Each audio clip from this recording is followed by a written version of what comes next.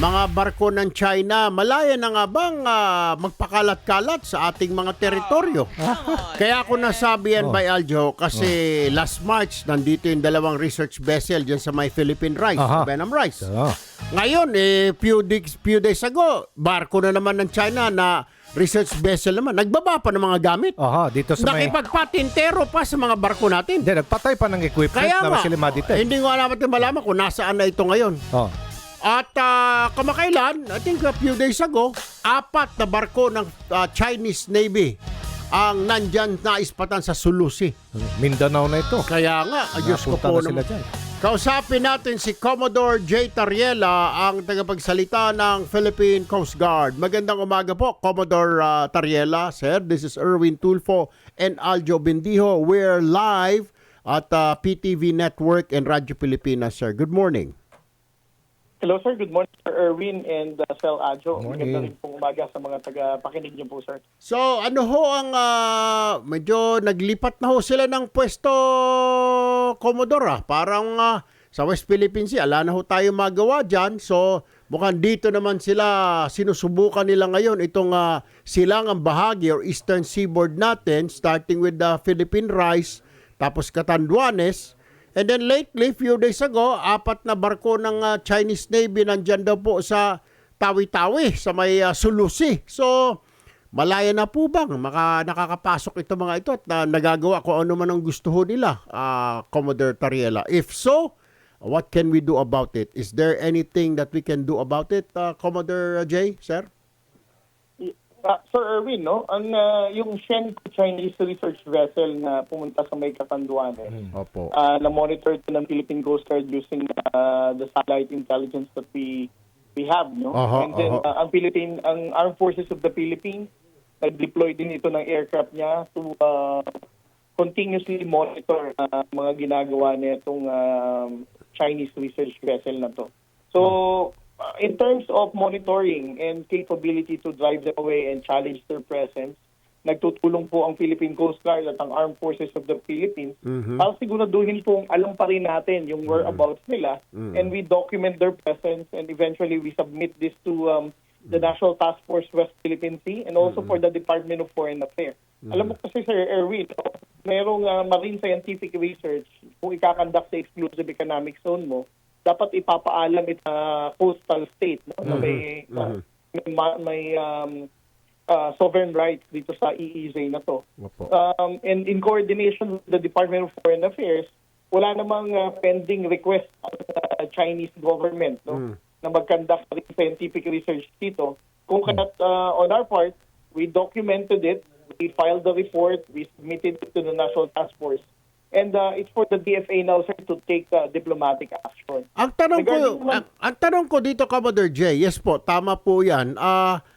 Wala po tayong kapangyarihan na to tow them back dito sa baybaying dagat natin. Kagaya po ng ginagawa ng mga sinaunang panahon sa otoridad po natin, mga Coast Guard natin when I was young, mga Coast Guard natin sa Palawan, mga Navy natin, dekada 80, 70, na may hila-hila silang barko ng Chinese na mga fishing vessels papunta sa Palawan at doon nakaangkla ng ilang buwan at hindi sila nakakaalis. Can we still do that now? Kung wala naman po pala itong permit, wala pong paalam sa otoridad, bakit hindi po natin ito hilain, papunta sa dalampasigan natin, sir, at kasuhan ng pagpasok sa ating teritoryo, Commodore J? Una sa lahat, Sir Erwin, no? Although we have received tremendous support from the Congress and Senate, Opo. I have to be very honest with you, Sir Erwin, no? Opo. Ang Coast Guard natin, we are limited with the number of vessels. Opo. Lahat ng vessel natin ngayon, sir, is extensively and strategically deployed sa Western Seaboard. But it doesn't mean na pinababayaan natin ang Eastern Seaboard natin. Kaya nga nasabi ko, sir, we need the support of the Armed Forces of the Philippines and we cooperate with each other in monitoring at presensya na to ng China. Inabot ko pa rin yan, Sir Erwin, no? Nung junior officer pa ako, when I was assigned in Palawan. Ang mga Coast Guard vessel talaga natin, are still have the capability din na maghatak ng mga Chinese fishing Correct. vessels. Oho. But the Chinese Coast Guard, Chinese fishing vessels 20 years ago and now are completely different. Ang mga nakikita nating sinasabing Chinese fishing vessels na yan sa Palawan are not just ordinary Chinese fishing vessels. Ito yung mga Chinese maritime militia. So, I know for a fact na ating Pangulong Bongbong Marcos sa tulong ng Kongreso, subukan nyo rin po sa pagpapatas ng budget ng Coast Guard for us to acquire more assets. Yun. Pabalik-uli natin yung panahon na yan, sir, na hindi matatakot ang Coast Guard na humatak ng mga ganitong mga illegal vessels no, na pumapasok sa teritoryo natin.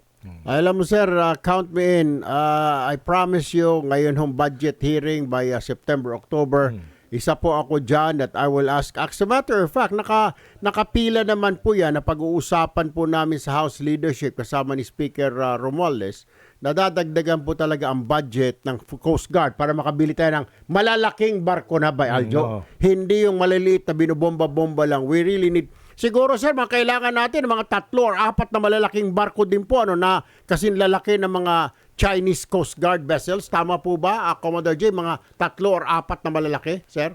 Yes, sir. No, actually, isa dun sa mga una-unang sumuporta no acquisition natin ng 5 97-meter last year. So, by 2026, dadating na tong 5 lalaki na to na galing na Japan na sinuportahan ng leadership ng Kongreso. Ay, okay. So, kung ngayong taon, Sir Erwin, ikakasa natin ulit na magkaroon ulit tayo ng acquisition ng 5 97 meters or almost more than 100 meters Or, mga offshore patrol vessels. ang maganda Na mas siguro- tatagal sa kagatan, makikipagsabayan sa Chinese coast. Maganda siguro... Tingin ko, Sir Erwin, bago bumaba ang ating mahal na Pangulo, masasabi natin na we are, again, a credible Coast Guard organization na kayang humatak ng mga Chinese fishing vessels na yan. Na Ang pumapasok maganda sa rin ating, siguro, territory, Sir. Commodore J, ay at least 2 na may mga helicopter, di ba? Na ika nga, pag nandiyan kayo, ay pwedeng mag-launch yung helicopter. Mga chopper ng Coast Guard siguro, para mga Black Hawk, para warningan yung barko, makita kung sino yung mga tao, para malaman nila na meron din tayong capability na gano'n. Tama po ba, Commodore Tariela? Naputol yata si Commodore. Naputol. Di ba?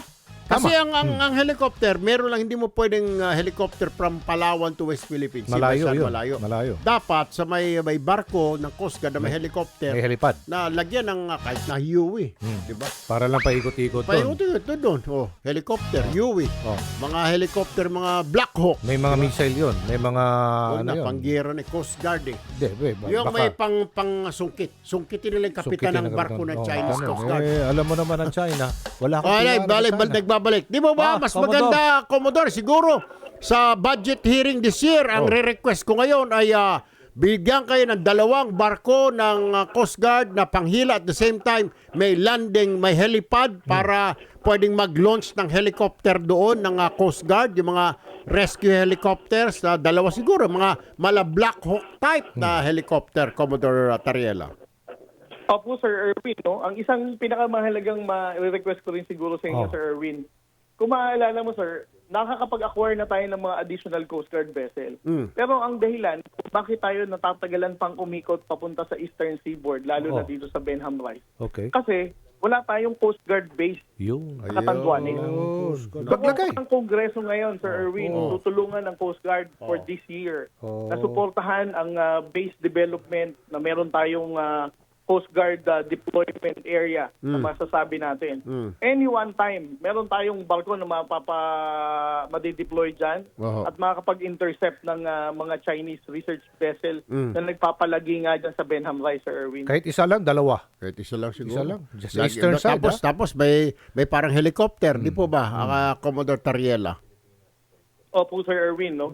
Ganito, Of course, we need more vessels and of course, yung Coast Guard base para doon na mismo sir lalagi mas mabilis yung deployment natin. Alright. Okay, sige po. Commodore J. Tariela, Philippine Coast Guard spokesperson. Maraming salamat po, sir. Magandang umaga po sa inyo.